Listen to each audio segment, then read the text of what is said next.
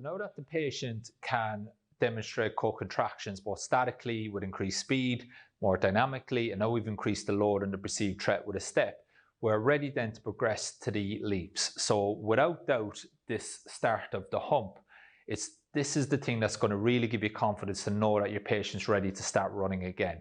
So the difference between a leap and a lunge is that actually we're going to leave the floor. Okay, so again, the lunge, this foot's always going to be in contact with the floor as we accept weight with the right foot.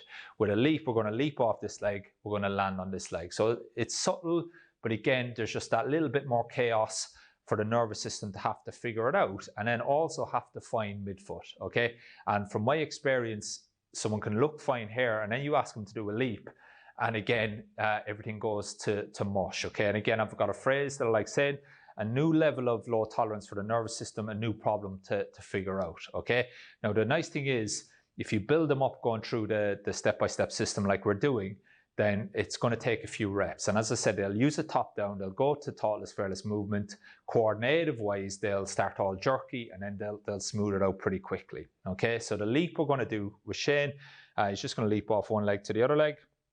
The key thing here is, if you just hold that position, Shane, you want the person or the patient to hold that position, okay? And I should be able to give them a quick perturbation, and he should feel balanced.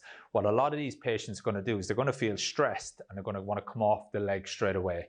As I say, the key to all my mentorship students is the key thing here, and the learning and the magic happens when the patient has to stop and they have to reflect. So if you do one, Shane, where you're a bit heely, okay? So again, are you in a good position to take contact there? No, so just sort yourself out so you are. And then Shane automatically will have to adjust, to put himself and give himself the awareness of what strong and powerful looks like. So then usually after doing that, then Shane will find it pretty quickly then, and he'll find that good position. And it's the same if you just do one where you're going too toey, just to see what it looks like. Okay, you're in a good position there, you balanced? No, so just to sort that out, so address yourself.